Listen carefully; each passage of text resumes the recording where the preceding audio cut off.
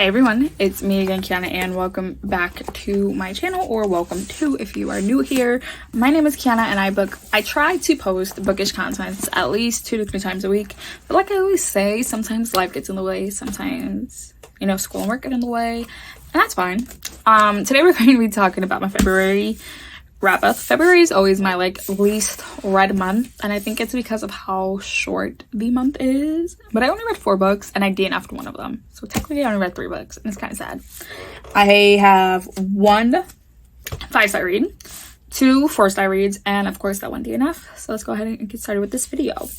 My first read and my first 5-star of the month is Our Violet Ends by Chloe Gong. This is the second and final book in These Violent Delights duology. So because this is the second book, I can't really talk about it, but I can talk about the first one. So the first one, the series, is a Romeo and Juliet inspired retelling taking place in the 1920s in Shanghai, China. We have Juliet, who is the daughter and the heir to the Scarlet Gang that is, notorious in Shanghai. And then we have Roma Montagov, who is, of course, our Romeo, and he is the heir to the White Flowers, which is a Russian gang in Shanghai. This family has been at a blood war with each other because of their grandparents killing each other, something like that. Roma and Juliet secretly dated before the book even took place in the first one, and they never wanted their families to know. But in the first one, a disease is sweeping the area. Something is killing the people that's infecting their brains and making them literally try to scratch their heads off. Because it's not only taking people from the Scarlet Gang and from the White Flower Gang, both families, both fathers, Lord Kai and Lord Montagov, meet and decide to put the blood feud on pause and to have their heirs, Juliet and Roma, work together to try to figure out who is causing this madness and how to stop it. The families doesn't know that Juliet and Roma had this, history with one another, so they just expect them to play along and be good children to their parents. Juliet really doesn't know how to put her feelings to the side, because every time she tries to express herself, Roma brings up things her family has done, and she brings up things his family has brought up, he brings up how his family killed his mom. She brings up how his family killed her nurse, who was the only person who really cared about her. We get multiple characters that were in the original, Romeo and Juliet. Tybalt is actually Tyler. Rosalind is now Juliet's cousin. We still have Mercutio and Benvolio, who are now, one of them is Roma's cousin, the other one is his best friend. I absolutely adored this series. This series broke my heart. I think what took me so long to read this is because of how much I love this series. Romeo and Juliet will always be one of my favorite classics plays ever, so I was so sad to say goodbye to this. But yeah, I absolutely loved it. I cried the last 100 pages, and I give this, like I said, a 5 out of 5 stars. I then finally read, because I didn't know that this was going to be another book. I thought this was going to be the last book. I read Arusha and the City of Gold by Roshani Tatsky. Because this is the 4th book, I am not going to spoil it that much, but we follow a girl named Arusha, and she is known for being a notorious liar. When on Thanksgiving break, because she lives in Atlanta, Georgia,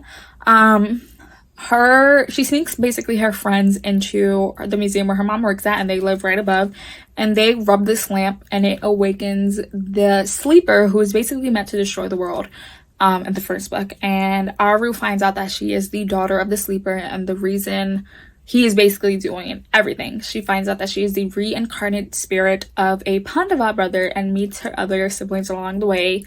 Mimi, Brienne, and then the 2 little twins. I always forget their names because of how young they are. They're not allowed to go on these missions with them, so we don't really see them that often. And this one, when we started, Aru has basically been missing for 2 months after she hugged her father at the Tree of Wishes, and her father basically put her in a sleeping curse, if I remember correctly, and she finds out she has a sister named Kara.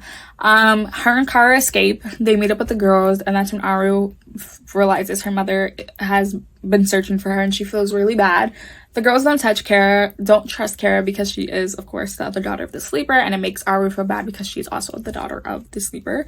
So she's like, is this how you guys secretly, feel about me? But as she should. The girls find out Boo is a traitor, and they have a week to meet the sleeper at the City of Gold and get him to not basically invade. I gave this a 4 out of 5 stars because I feel like some parts were dragging. I liked how we got the plot twist of Kara and who Kara's mother was and what has happened. But yeah, I think the next book, which is going to be the 5th book, I think is going to be the last one. I hope it's better. I just think this is suffering, you know, that like, oh, the series ending, we just need like a filler book. I think that's what this is suffering.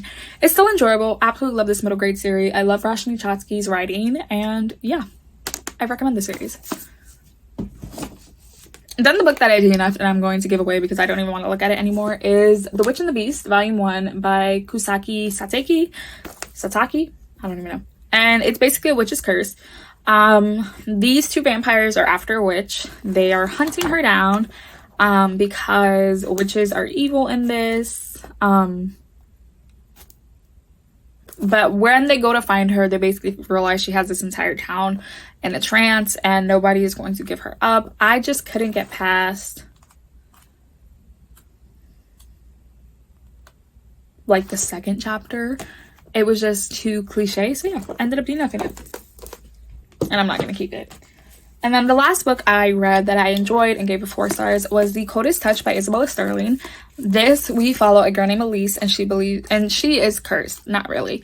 After her brother died, anytime she touches someone, she sees their death, and it has created some issues for her. So then we meet Claire. Claire is a vampire, and she must tell Elise that Elise is the next death oracle for the immortal world. Elise doesn't want to hear it. She just wants to know what happened to her brother. When she touches one of her teachers and basically sees her teacher getting murdered very soon, she believes everything Claire is saying and wants Claire to help her try to figure out who is trying to kill the teacher and what is going on with everything in the world. I have a reading log for this. I'll try to link it somewhere on the eye. I did tab it up, so we will be getting a book review very soon on this once I write all my thoughts out. I thought the last 100 pages were rushed. It was only like 375 pages. I felt like it could have been an easy like 400 or 500 page book to make sure everything was wrapped up nicely. You know, Elise is dealing with the trauma of her brother being killed, or so she thought, you know, no spoilers yet. And her father just stopped caring, and I think that's what emotionally triggered her a lot too. Her friends and school didn't give her the time she needed to grieve. So when she went back to school, they were like, oh my God, you're still grieving him. Like, you need to get over it. Like, how could you dump us? How could you not be on the team with us anymore? And that really annoyed me. But again, that's kind of how high school is from what I remember.